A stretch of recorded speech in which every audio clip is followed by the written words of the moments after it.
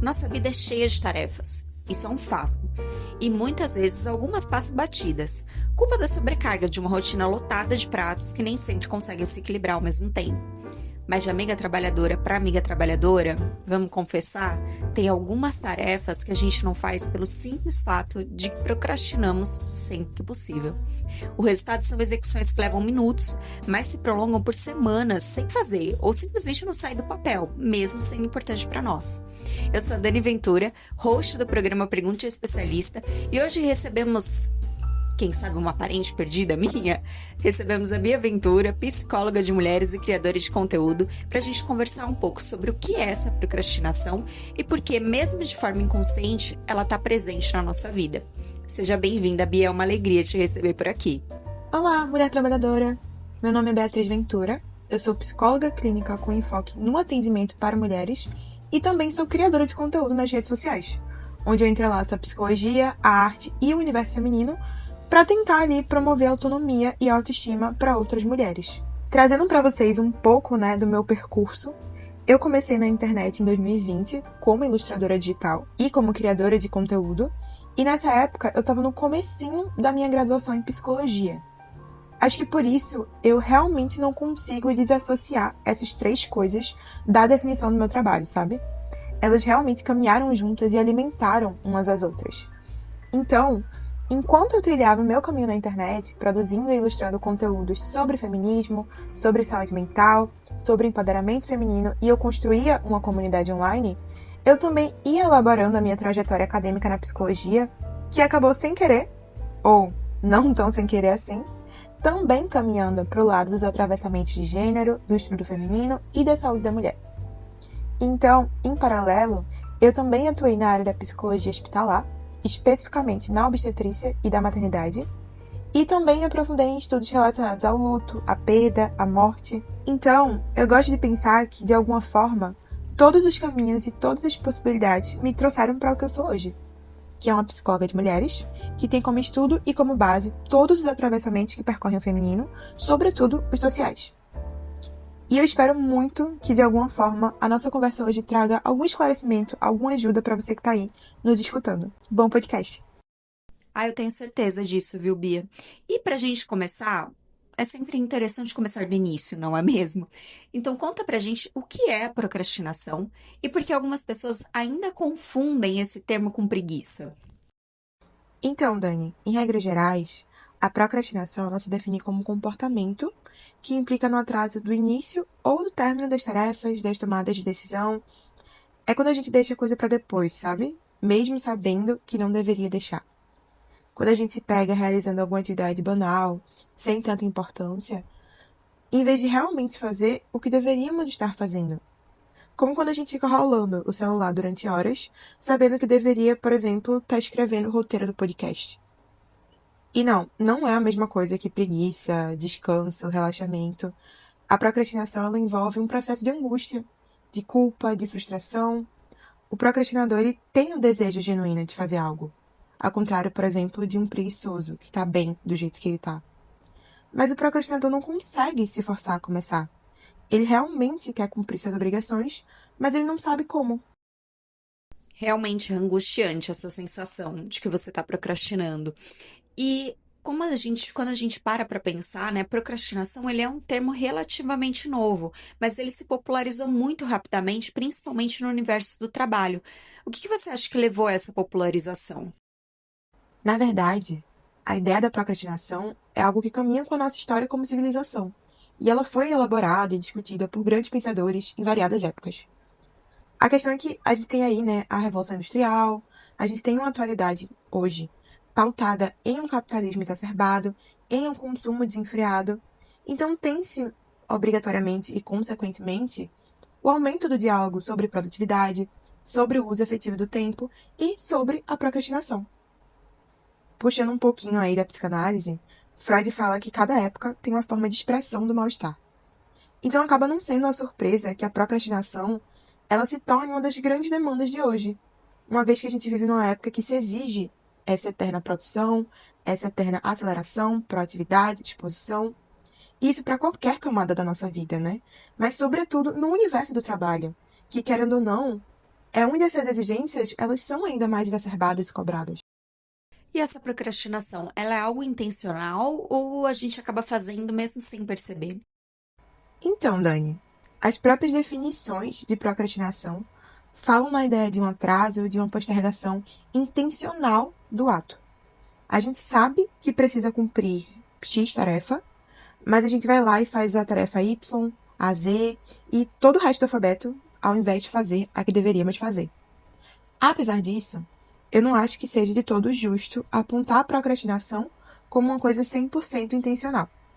Nós podemos sim ter essa consciência talvez mais superficial de que deveríamos estar fazendo algo e não estamos, mas, na maioria das vezes, a gente não entende muito de onde parte essa procrastinação e por que é tão difícil lutar contra ela. Em muitos casos, assim, são processos inconscientes, são processos enraizados e são processos complexos que atravessam muitas questões subjetivas, emocionais, particulares. Então eu diria que, assim, a gente até sabe que está fazendo algo errado, mas não é tão simples assim, não é tão fácil assim. Na maioria dos casos, a gente não tem a consciência do porquê faz e de como cuidar disso, de como se livrar disso. A procrastinação é um tema que demanda a atenção dos brasileiros. Segundo o Google, houve um aumento de 90% de pesquisas pelo termo em 2023, o que mostra que, mesmo fazendo parte do nosso dia a dia, a procrastinação não é algo que gostamos de conviver. Bia, de uma forma geral, quais são os principais motivos que levam uma pessoa a procrastinar? Olha, os motivos para procrastinar podem ser diversos. Pode estar atrelado ao perfeccionismo, ao medo de fracassar, ao medo de ser avaliado, à gestão do tempo, ou até mesmo a tarefa em específico, sabe? Pode ser uma tarefa que desagrada, que gera confusão, que não coincide com os nossos propósitos. Tudo isso pode influir, de alguma forma, nesse processo da procrastinação. Além disso, tem uma mais aí que não pode ser deixado de lado também, que é a nossa natureza, a forma que o nosso cérebro funciona. Então, comumente, o nosso procrastinar, ele envolve adiar algo que é relevante, mas que muitas vezes vai trazer um resultado a longo ou médio prazo. E daí o que é que a gente faz? A gente evita isso e parte para realizar tarefas mais banais ou que, na verdade, não precisariam ser feitas naquele instante, mas que trazem alguma recompensa instantânea, que trazem uma recompensa naquele exato momento. Ou seja, né? A gente faz um movimento de evitar o que traria um ganho futuro para buscar algo que traz um ganho imediato. Isso é algo que realmente é operado pelo nosso cérebro. Naturalmente falando, ele vai buscar uma recompensa imediata, o que significa que a gente vai estar mais propenso a se impulsionar para atividades que tragam esse lucro no agora, e não a recompensa de longo prazo. Olha só então, porque tantas vezes quando a gente procrastina, a gente corre para um feed de redes sociais, né? É essa sensação de satisfação instantânea que o nosso cérebro busca.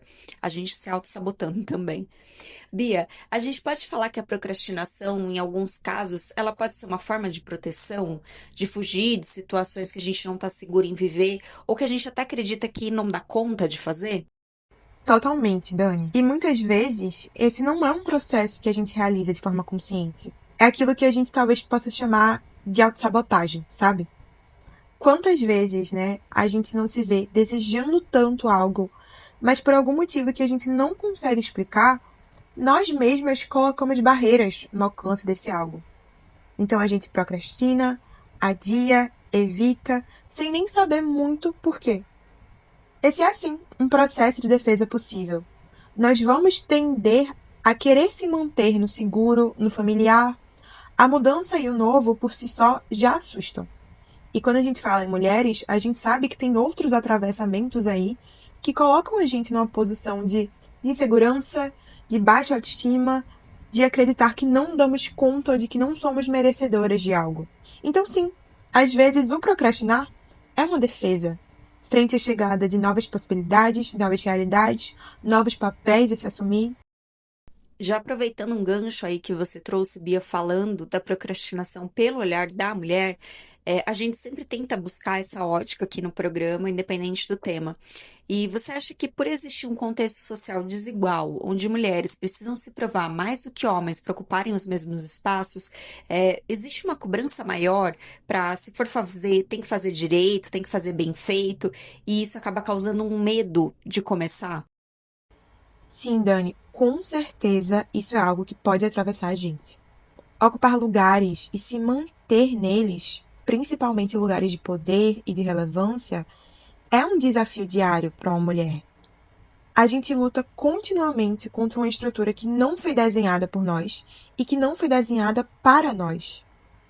Então, o fazer algo, muitas vezes, ele pode vir carregado desse peso social.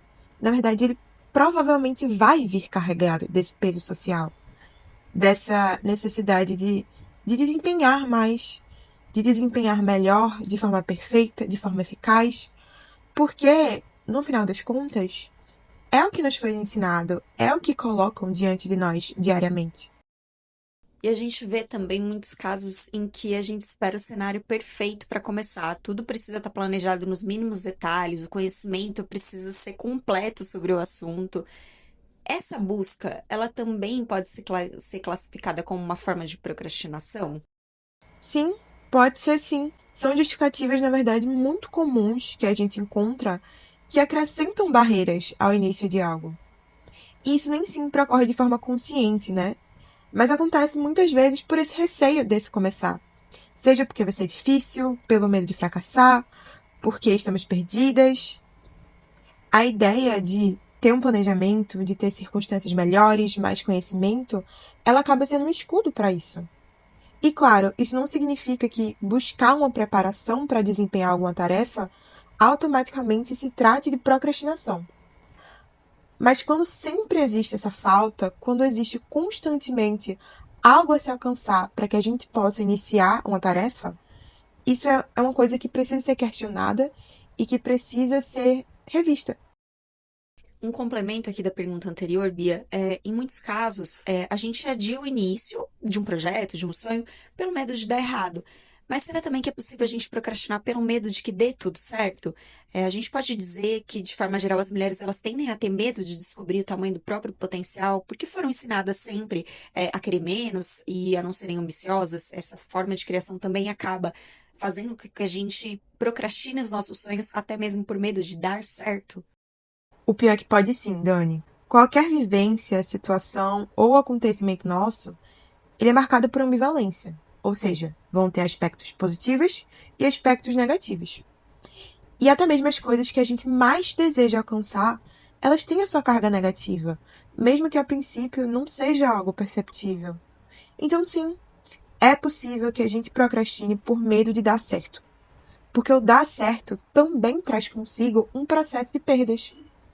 Pode ser a perda da zona de conforto, a perda do que era familiar, do lugar que a gente antes ocupava. E todas essas coisas, elas nem sequer precisam ser positivas, sabe? Talvez a nossa zona de conforto fosse, na verdade, bem desconfortável. Mas ainda assim, sair dela é um processo que gera medo. E quando a gente fala em mulheres, não tem como deixar de lado toda a estrutura que naturalmente diminui o nosso potencial e que estimula a gente a não buscar crescimento, a não sair dessa suposta zona de conforto, que na verdade não é confortável, e que foi criada para nos modular. Então imagina, né? Se já é amedrontador se despedir daquele papel familiar que a gente desempenhava naturalmente, é ainda pior quando a gente pensa que, como mulheres, a gente vai estar lidando com todos esses atravessamentos sociais que nos oprimem, que nos diminuem e que nos invalidam toda vez que a gente tentar se movimentar e alcançar algo. Por aqui estamos falando de procrastinação, mas o discurso da produtividade é amplamente divulgado e valorizado nos ambientes de trabalho e até mesmo na rotina do dia a dia pode ser um fator de adoecimento. Segundo dados da Organização Mundial da Saúde, a OMS, trabalhar 55 horas ou mais por semana eleva em 35% as chances de um derrame. E vale lembrar, amiga trabalhadora, que a sua rotina no cuidado da casa e da família também conta nessas horas de trabalho diárias. Bia, vamos conversar sobre um outro extremo que a gente acredita que anda muito próximo da procrastinação. A gente vive uma sociedade que cobra muita produtividade, que foca muito nesse discurso de que é só querer para conseguir, como se tudo fosse uma questão individual. Mas a gente sabe que nem sempre é assim. A gente vive em contextos muito diferentes no nosso dia a dia. Essa construção, ela pode fazer com que a gente sinta culpa por estar procrastinando, quando na verdade a gente só está sobrecarregado e sem força para fazer mais coisas? Com certeza. A gente vive hoje uma época de performance, de parecer muito mais do que ser de verdade. Você abre as redes sociais e a impressão que dá é que todo mundo tá fazendo tudo. E principalmente, né, todo mundo tá dando conta de tudo. A gente absorve essa ideia de que para conseguir algo é só querer. Que todo mundo tem as mesmas 24 horas e que você talvez só não esteja usando as suas como deveria.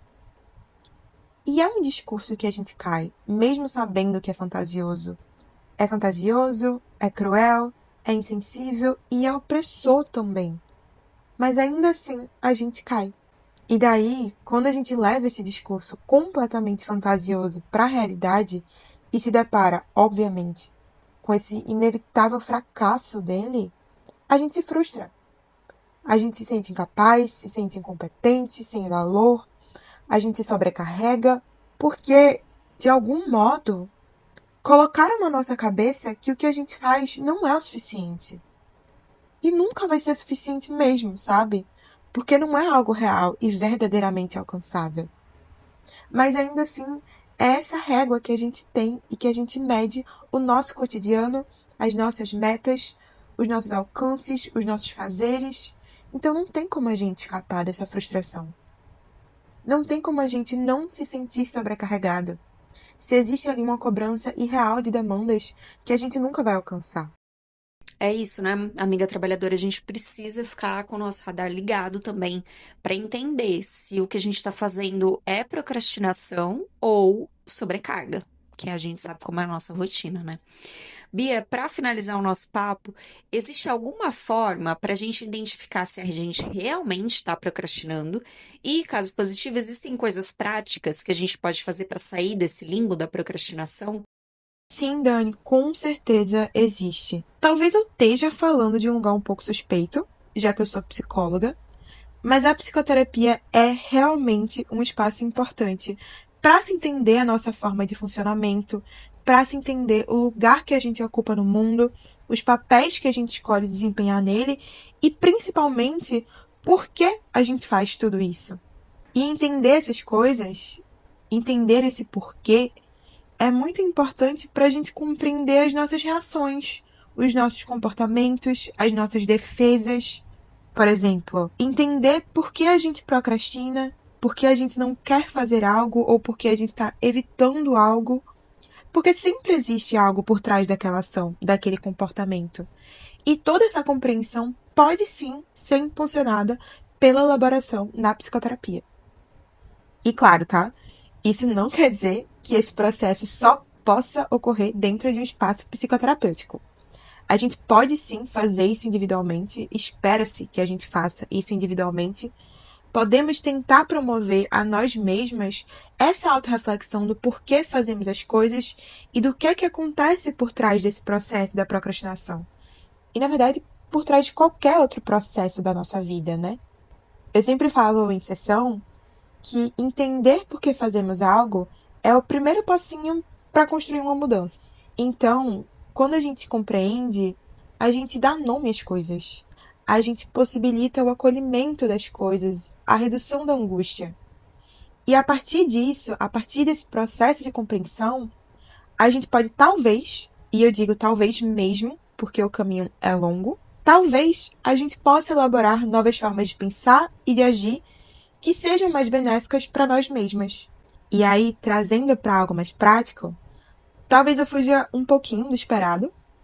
É claro que, assim, existem muitas táticas que podem ser utilizadas para se evitar a procrastinação. Então, a gente tem, por exemplo, métodos de cronometragem e de alternação de tempo de atenção. Temos planejamentos de metas, né? A ideia de talvez realizar pequenas metas ao invés de grandes metas. para que isso estimule ali o nosso funcionamento, a criação de sistemas de recompensas e por aí vai. Mas o que é que eu acho? Nem sempre essas coisas funcionam com todo mundo. E às vezes elas podem, na verdade, piorar e aumentar toda a ansiedade em todo o processo. Então, o que eu vou recomendar mesmo é algo que talvez pareça ser bobo, mas que eu acredito que realmente pode ajudar, que é exercitar, mudar a forma que a gente olha e elabora o erro. Vou explicar melhor. Quando a gente erra, a gente tem o costume de ficar ali revivendo o erro, se culpabilizando, se repreendendo. A gente fica tocando a fitinha do erro sem parar, sabe? Meio que para lembrar a nossa própria mente de não repetir aquilo. Mas isso acaba não sendo um movimento muito saudável. Não só porque a gente se coloca ali em um processo de autodepreciação e de punição, mas porque enfatizar o erro pelo erro não necessariamente é uma boa estratégia para fazer com que ele não aconteça mais. Então, eu diria que talvez o segredo seja mudar o ângulo que a gente olha as coisas.